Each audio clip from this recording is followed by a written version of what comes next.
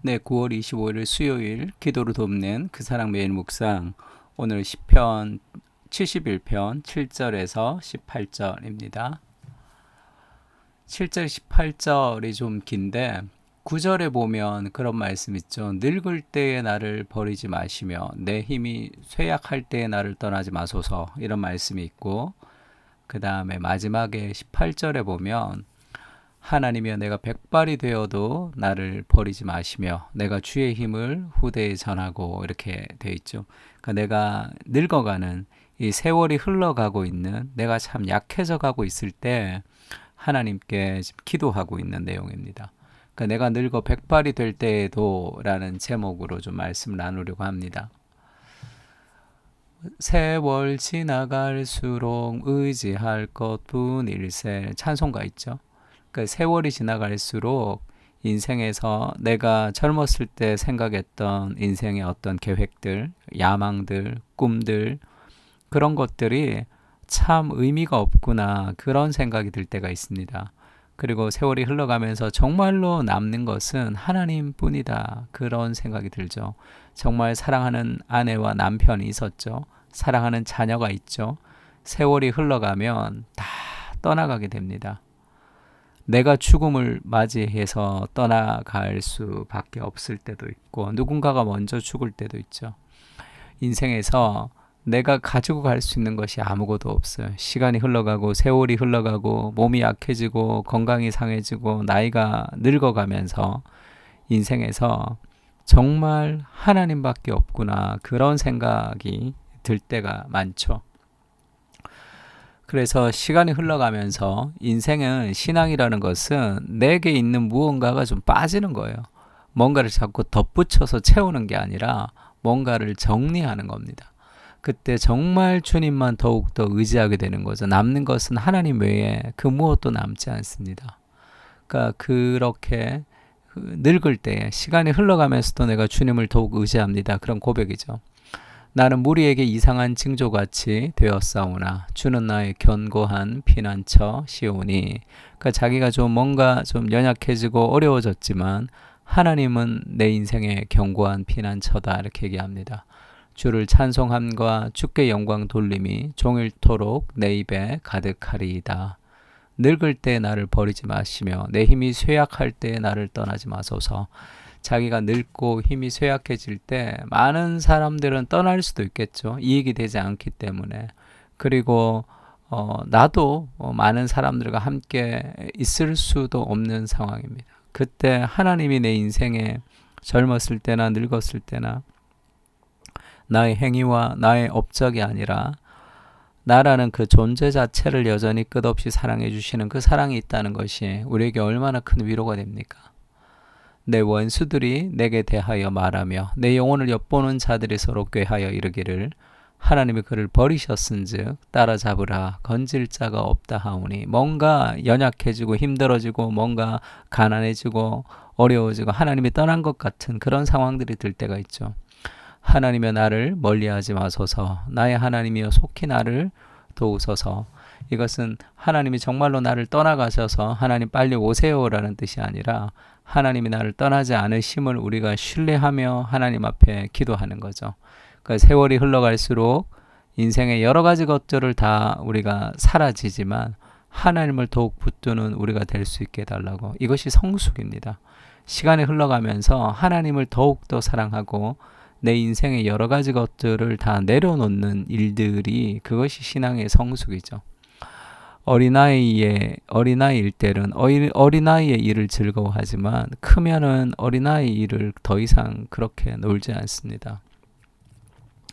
그런 신앙이죠. 그 하나님과의 그 더 깊은 교제로 우리가 시간이 흘러갈 수 있게 해달라고 기도해야 되죠. 그리고 세월이 흘러가면서 우리에게 정말 중요한 가치, 그 영원한 가치들만 남는 거죠. 영원하지 않는 가치는 남지 않습니다. 그 조정민 목사님 인터뷰를 제가 한번 봤는데, 그 손녀가 있는데 손녀딸한테 장난감 가게에 가서 뭐 좀 사라, 이렇게 바구니를 줬더니 막 담는 거예요, 막. 그리고 요즘은 1 플러스 1이 아니라 3 플러스 3이라 그러더라고요. 그러니까 똑같은 걸 3개를 사는 거죠. 그럼 플러스 3이 되는 거니까. 그러니까 막 담는데 뭐 이런 뭐 핀도 담고 목걸이도 담고 막 여러 가지 담는데 그 자기가 보기에는 이거 참 의미 없고 쓸데없고 그냥 한두 개만 있으면 되는데 다 이 쓰레기처럼 보이더라는 거예요. 근데 아이의 눈에 그게 너무 소중하고 너무 재밌는 거죠.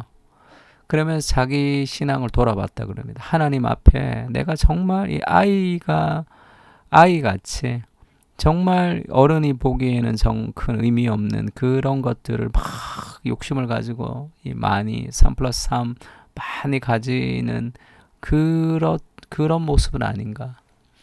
그러니까 인생이 시간이 지나가면서 떨어질 것들이 다 떨어지고 우리가 영원한 가치를 가지고 살아가는 것이 가장 의미 있는 인생을 살 수 있습니다. 내가 주 여호와의 능하신 행적을 가지고 오겠사오며 주의 공의만 전하겠나이다. 하나님이여 나를 어려서부터 교훈하셨으므로 내가 지금까지 주의 기이한 일들을 전하였나이다. 하나님이여 내가 늙어 백발이 될 때에도 나를 버리지 마시며 내가 주의 힘을 후대에 전하고 주의 능력을 장래의 모든 사람에게 전하기까지 나를 버리지 마소서. 그러니까 뭔가 지금 위축되고 지금 나이가 늙어가면서 내가 꿈꿨던 것들이 다 이루어지지 않을 수도 있지만 인생은 하나님을 사랑하고 사람을 사랑하는 그 사랑이 남는 거죠. 삶 속에. 그래서 영원한 가치를 위해서 내가 덕지덕지 붙어 있었던 내 삶의 욕심들을 다 내려놓고 주를 위해서 헌신하게 해주십시오. 저희 아내도 그런 얘기 하더라고요. 그러니까 사람이 죽으니까 죽기 전에 그 할머니 할아버지들이 그 짐을 정리를 하는 그런 영상을 한번 봤다 그러더라고요. 그리고 사진 같은 것도 결혼 사진부터 무슨 사진도 이제 다 버린다는 거. 내가 죽으면 내 결혼 사진 자식들이 볼까? 그게 이제 그 의미 없는 그런 짐이 될 수도 있다. 그래서 뭐라 그럴까? 뭔가를 사서 자꾸 모으는 게 아니라 있는 것을 다 버리는 거죠. 그러니까 내가 딱 죽었을 때 정말 그냥 침대 한 칸에 그냥 아무것도 남지 않는 그런 삶으로 정리하는 인생을 살아야 되지 않겠냐. 그런 얘기를 한번 들었습니다. 그러니까 지금부터 인생이 좀 정리되는 인생, 심플 라이프를 가지고 마지막 날에 아무것도 남기지 않고 그렇게 죽어가는 것. 세상적으로 보면 참 의미 없고 좀 우울할지 모르지만 영적으로 보면 참 충만하죠. 이 땅의 것을 정리하면서 하늘의 영광스러움을 우리가 소망하며 그렇게 영원한 가치 위해서 집중할 수 있는 인생이 되는 거죠. 나이가 흐르고 시간이 흘러가면서. 히브리서 13장 5절에 그런 말씀 있죠. 돈을 사랑하지 말고 있는 바를 족한 줄로 알라. 그가 친히 말씀하기를 내가 결코 너희를 버리지 아니하고 너희를 떠나지 아니하리라. 그러니까 인생에서 우리가 붙들어야 될 것은 어떤 성공과 성취와 돈과 무엇이 아니라 하나님이 나를 결코 버리지 않고 영원히 나와 내가 백발이 될 때까지 나와 함께 하신다는 그 하나님의 그 사랑의 기초에 우리의 삶의 뿌리가 둬야 되는 거죠. 그때 우리가 인생을 더 의미 있게 나이가 들어갈 수 있습니다. 또 예수님이 그렇죠. 그리스도께서 우리의 인생의 백발 때까지 어떤 의미로 우리에게 이제 다가오시는가 하면 로마서 8장 32절에 자기 아들을 아끼지 아니하시고 우리 모든 사람을 위하여 내어 주시니가 어찌 그 아들과 함께 모든 것을 우리에게 주시지 아니하겠느냐. 하나님이 풍성하신 공급자라는 것을 알아야 됩니다. 그리고 우리 인생 속에서 내가 연약해질 때도 가장 소중한 그리스도를 우리에게 주신 그 하나님이 내 인생에 가장 좋은 것을 주시는 분이시다라는 그런 은혜를 붙들고 살아가야 되는 거죠. 마태복음도 그렇게 얘기하죠. 내가 세상 끝날까지 너희와 항상 함께 있을 것이다. 내가 좀 연약해지고 능력이 없어지고 힘이 없어지고 그래도 하나님이 여전히 나를 끝까지 세상이 끝날까지 나와 함께 하시는 분이시다라는 그 소망이 우리의 연약함과 능력 없음과 힘이 떨어짐과 그런 나이가 먹어가는 모든 삶의 그런 부족한 부분들을 가득 채워줄 수 있습니다. 내가 너와 함께 할 것이다. 네가 세상 끝날까지 내가 너를 사랑할 것이다. 그렇게 말씀하시는 거죠. 그래서 고린도후서 4장 16절 말씀처럼 그러므로 우리가 낙심하지 아니하노니 왜 낙심하죠? 뭔가 없어지니까 낙심하잖아요. 우리의 겉사람은 낡아지나 이 겉사람이 낡아지는 걸 가지고 엄청 낙심하는 사람이 많습니다. 건강하게 살려고 노력하고 온갖 거를 다 하지만 건강은 결국은 잃어버리게 돼 있죠. 결국은 여러 가지 능력도 떨어지고 힘도 떨어지고 건강도 떨어지고 결국 우리는 다 죽게 될 것입니다. 그러니까 너무 겉사람에게 많은 것을 투자하면서 늙어지고 싶지 않도록 아무리 노력해도 그것은 어쩔 수 없는 거죠.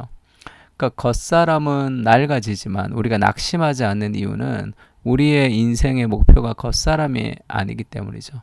우리의 속사람은 날로 새로워지도다. 이것이 영성이죠. 삶에서 우리가 나이가 들어가면서 여러 가지 것들은 다 우리가 무너질 수 있지만 우리의 속사람이 하나님과의 교제로 더 깊어지고 넓어지는 그런 인생, 영원히 우리를 붙드는 그 하나님을 우리가 섬기며 그 하나님의 은혜를 누리며 하루하루 살아갈 수 있게 해달라고 그렇게 기도하는 거죠. 하나님이 우리의 재능과 환경, 능력을 따라 우리를 사랑하시는 분이 아니라 나의 존재 자체를 사랑하신다는 사실에 얼마나 위로가 되는지 모르겠습니다. 연약해질 때도 주님으로 인해 나는 강합니다.